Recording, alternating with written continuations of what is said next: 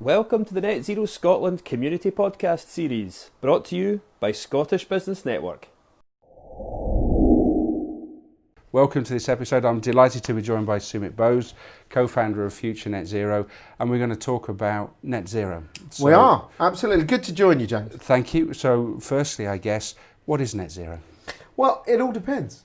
If we look at what's happened, the government basically decided, Theresa May's government last year, the last act of her government pretty much was to commit the country to net zero. So net zero, as defined by the government, is frankly to say that we will get to a stage in 2050 where the total of our emissions is effectively zero, a combination of mitigation and cutting back. So in simple terms, we want to basically say that what we produce as UK PLC, we actually effectively neutralise in terms of emissions with a mix of we plant trees, we do things that kind of encourage us to sort of suck the carbon back out, and then we actually hopefully get to the thing where we cut carbon right down, so that the government effectively wants us to cut about 80% if we can of the carbon we produce today by 2050, and the 20% will be done through sort of mitigation, which is, using things that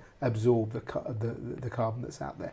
And I think that the difference is, from all the things that have happened in kind of sustainability over the last, say, 20 years, this is actually a government mandated target, which means we as a society, and the society frankly is business, so the things we buy, the products we buy, they will have to be effectively looking at the carbon they produce, from your car to your cup of coffee to the clothes you wear.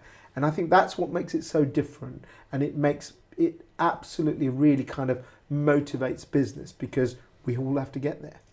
So it's not a choice for businesses to do this? No, absolutely. And with the government looking at putting renewables on the electricity grid, meaning we can't buy anything other than electric vehicles from 2035, aren't they solving the problem for us? No, they were nowhere near. And that's the real truth, is that if you look at it, what we've got to do is, if you take energy, right, which is obviously the field that I'm most familiar with, if you look at energy, we have been doing a lot over the last decade in what we call decarbonising. So very simply, 101 energy, we used to burn lots of things, okay? We used to burn oil, we used to burn coal, things that came from the ground, old trees that became the deposits of fossil fuels that we have now.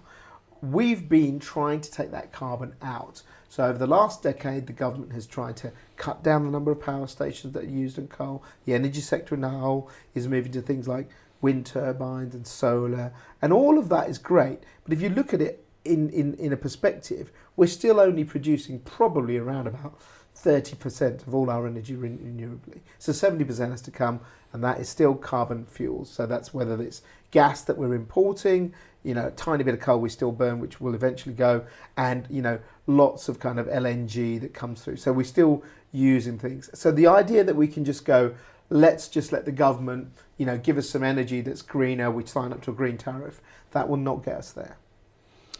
So if we're focused a lot on smaller businesses here, yes. So bigger businesses, you can see they've got the time and the resources. Absolutely. You're now saying that as a smaller business, I can't opt out of this, I can't rely on other people. So what do I do? Well, we're one. We're a tiny micro business, we're only 10 people. And I suppose the thing that you've got to look at it is this way, is why would you do it? And frankly, humans are very simple. We only do things because we never do them because they feel good, right? We do them because we're going to make money out of it, or we're going to lose money out of it when you're running a business. And I think the reality is, it doesn't matter how small your business is, eventually up the food chain, you've got a client who's a bigger business, okay? And they are changing. So for us, for example, we work with some quite large companies, and we got an email just 2 days ago, we got an email saying, hello, you're one of our suppliers, what are you doing around net zero?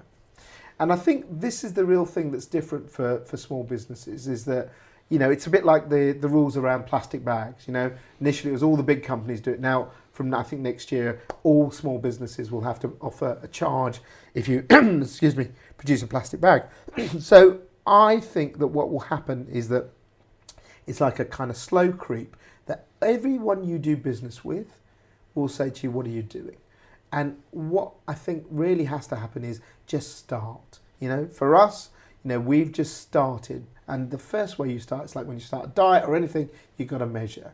So now we know how much carbon we as a business produce per person. We never knew that. And I think that's the real fundamentals, is that it's got to be for small businesses something that's quite easy to do, cheap, because frankly it's a cost, but it is something that is so fundamental to where your business will be going in the future, because you may not need it now, but eventually someone's going to ask you, hello, James, how much carbon your business is producing? Oh, that's a bit too much, I can't deal with you. So it won't be a choice, it'll be basically a way of doing, just like you'd have business insurance, you're going to have some way of knowing your carbon. Yeah, and I guess that's one of the, when you said human beings do things when they have to, is 2050 is a long way off. It's literally half a lifetime away. So if I measure it now, do I have to actually do something now, or can I wait? No, I think the thing is, once you measure it, it's like anything, isn't it? You then know. And then you might go, well, actually next year, what could I do? It's like the thing about smart meters. It's had a lot of bad press, but they will work, because people go, oh, I've used this much. If I turn that off, how could I do it? So I think that, yes, it sounds like 30 years is a long way away, but sadly I feel like 1990 World Cup was, yesterday for me. That's 30 years ago. So you and I is a similar generation. So it can go in a blink of an eye. And I think the real truth is that you will have to do this, not just because of business, but society is changing. We all see the young kids, they're your customers. No matter what your field you're in, they'll be wanting to know these things. So I don't think you can say, I'll put it off and put it off. I think just start. And if it's not massive effort, just by knowing where you are, you can then think, actually, could I perhaps, drive a bit less? Or could we use LED lighting in our office? Or should we change some of our work practices? See what it does. And I think that's what really excites me about NetZero, is that if you can do a little bit, it's like the sum, it's a long-term gain. You just need to do little bits all the time. And I don't think you can say, I'll leave it till tomorrow. So in terms of context, COVID-19, lockdown, working from home, people not travelling, has that solved the problem? It's done nothing, unfortunately. I mean, it's been great. It's what it's done in the way that, if you look at it and putting aside the disease and all of that, if we look just on the net zero and the carbon side of things, all it's shown, I think, in the positive light, is that if we stop doing things, things can recover, right? You can hear birds, you can see rivers clearing up, you can see the sky clearing up, you can smell better, you can breathe the air. Sadly, in terms of actually where we are in terms of all the carbon we use, it hasn't made a big dent, right? It's made a tiny, small percentage dent in where we need to be. So the reality, and also it came at a massive cost. It's continuing to come as a huge cost of society being shut down, no economy. So I think what we've got to do is, we will get through COVID. We will get out of the other side, whether it's a year, 2 years, we'll be out of it. But this is something that we need to do for, frankly, just the benefit of our planet, the benefit of the air we breathe, what we drink, how we live. And I just think that, it sounds like it made a big difference. It won't. What will make a difference is all of us doing little bits. Being shut down in our houses for 3 months and not driving, fine, it's made a difference to the pollution. But if you look at the levels now, they're all going back to where they were. So it isn't that we do that. What we've got to do is to find a way of continuing to have business, continuing to have society, but everyone making incremental changes continuously. And I think one of the things that it's potentially demonstrated is that to get to net zero sustainably and consistently, we're going to have to change the way we live, aren't we? Yeah, well, I think, I'm not a big believer in denial. I think what we've got to do is we've got to change the way we live in a way that we can change. Yeah? I could say to you, right, James, do you know what? It'd be great if you just got the bicycle out and you cycle to your next meeting from, Manchester to Birmingham. It's not going to happen. But, what we can say is let's look at where we are, all our businesses, and say, if we do some work from home, well, that might be quite good for some of our staff. It might cut down our emissions in some ways. But remember, there's an emission there. They're at home, they're using energy. I think what you've got to do is basically say, look at incremental steps and say, actually, this is something I can do now. Great. some things I can't do, but maybe there is technology that could help me. Maybe there is advice I could get out there to help me. So it's about, for me, using, the measuring of carbon is your first step. The second step is just to say, what can I actually legitimately do? And if you say, actually, I live near enough to where I could walk, then do it. Not all the time, maybe 1 or 2 days a week. Yeah. If you think, actually, we could try and get our landlord to put in some LED lighting, or we could go into a green energy tariff. We could do things that aren't going to really make it difficult for us. We could look at how we recycle our stuff, but in ways that don't become too encompassing. Because if it becomes so much so, you won't do it. Well, I certainly wouldn't do it. No. So if I'm trying to plan this, a lot of businesses trying to contextualize the problem. So, simplistically, is it a compliance issue? Is it an opportunity for my business? Or is it a threat to my business? How would you see that? I think it's all three, if I would be honest with you. I think there is a compliance issue because you're mandated by government, but there's a real opportunity, definitely. There's a real opportunity, and there is a threat. The threat is if you don't do it, you might not get the job that's coming up. You'll be competing with other companies who are. But I think the opportunity is that you can make a difference that, just by knowing for us, and I can only talk about us, what we do, and we're a kind of, we're a media business, so we're lots of computers, but frankly, not much else. We don't produce lots of goods. We don't have a big supply chain or any of that. But it's been great because the people, the team that work here, they've all come up with ideas they want to do. Some are now working from home pretty much full time. Others saying, well, should we ask the council for a bike rack so we can put our bikes in, So I think it can change. And the opportunity, I think, is it'll make you think about things differently. You can think about your business different, but also who might you be able to attract to come and work for your company? And if you're a fairly, it doesn't matter how big or small, the people that are coming out, the graduates, the young kids on apprenticeships, they've got a different aspect of what they want. And it isn't just what it used to be in our day. So they want to know where you're going. So I think that will help you attract. It'll help you to get more business because you can show to someone, look, I want to do this. Look what my credentials are. But also, I just think it'll make you think differently. And that's all it's done for us, is that suddenly, instead of just talking about it, we go, oh, we actually know what we've done.